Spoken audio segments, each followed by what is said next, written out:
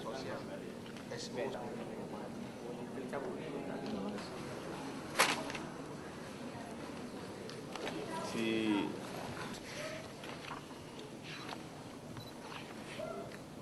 apa yang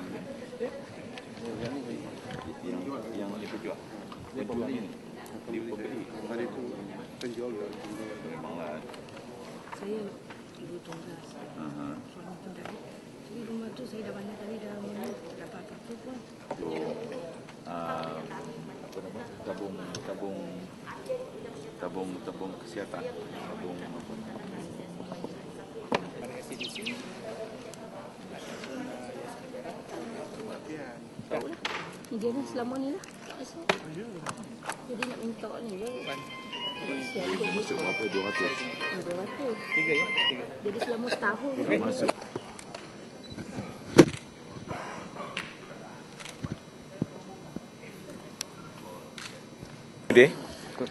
Today I have a ni sebab saya ni saya terpaksa pecahkan pertemuan di sini dan juga di pejabat saya sebab untuk selesaikan perkara yang penting juga di pejabat. So I come down a bit late here. Proses jumpa dengan rakyat begitu juga dan saya ingin maklumkan ya kalau sekiranya saya tidak ada bermakna saya ada sesuatu yang penting yang tidak dapat dielakkan. Tapi sesi berjumpa dengan rakyat berterusan ya, dan boleh dirujuk dengan pegawai-pegawai dan yang ada di sini dan mereka biasanya akan merujuk terus kepada saya sekiranya ianya berkaitan dengan keputusan daripada pihak yang amat berhormat Menteri Besar.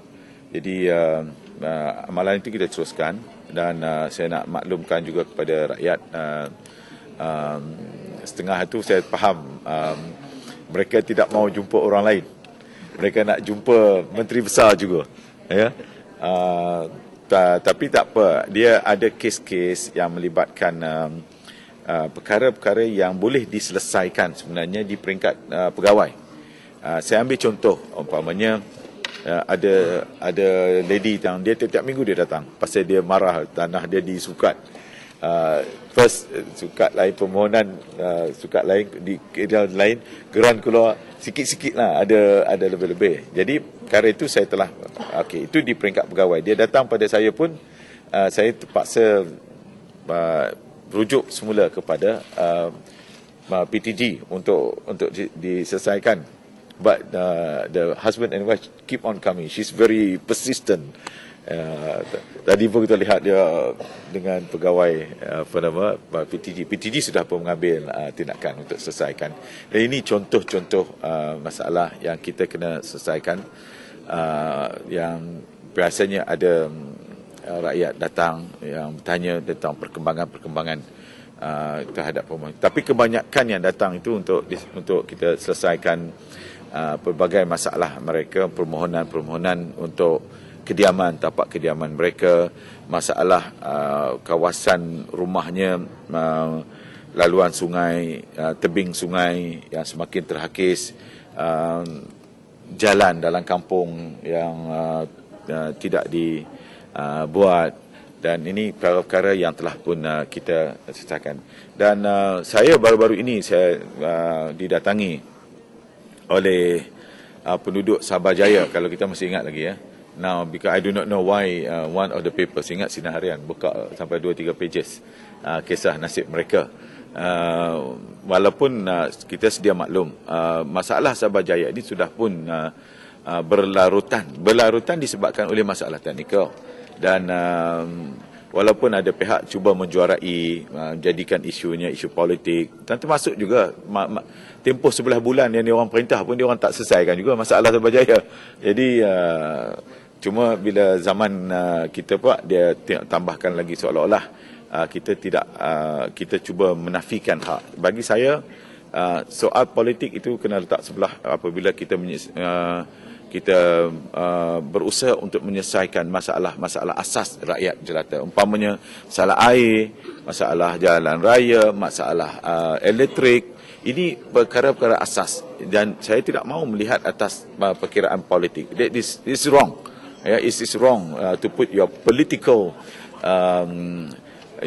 inclinations to make any decisions on it, because I keep on saying this very clearly. Macam kes di Sabah Jaya itu ialah ia melibatkan masalah tanah di mana laluan nak untuk sampai ke tempat itu. Apabila mereka datang pada saya telah pun mengarahkan esoknya LAP telah pun mengambil tindakan pergi turun ke bawah melihat keadaan itu, keadaan yang dikatakan berlarutan sekian lama. Jadi proses kita berusaha untuk membuat proses membenarkan laluan paip nak sampai ke kampung, sebab antara kampung itu dengan laluan paip utama di tengah-tengahnya tu ada tanah persendirian. Saya ingat Datuk Damiri cukup maklum kawasan itu waktu dia jadi DO. Bukan, not because of we do not want to solve. I want to solve it because ini masalah asas rakyat, ya, masalah asas rakyat. Jadi tak kiralah dia sokong BN ke tak sokong BN, itu soal lain, ya. Tapi yang paling penting ialah kita selesaikan masalah rakyat. Sebab itu jadi gambaran yang diberikan seolah-olah terlalu sedih, ya. Dia orang terpaksa korek dalam telaga, ambil air pula keruh, nak mandi manda, nak basuh pakaian. It's so sad and so bad, and then it looks that it is bad on the state government. Seolah-olah state government ni tidak buat apa-apa, sedangkan kita telah, mereka pun datang jumpa saya waktu macam hari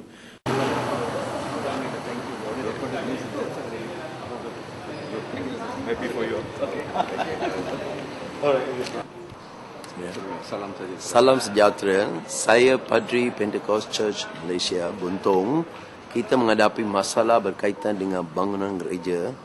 Tapi yang Menteri Besar yang berhormat telah pun menyelesaikan semua masalah kita, gereja, dan saya juga mengambil kesempatan ini mengucapkan Ibu terima kasih kerana dapat Menteri Besar menyelesaikan masalah yang besar ini. Terima kasih.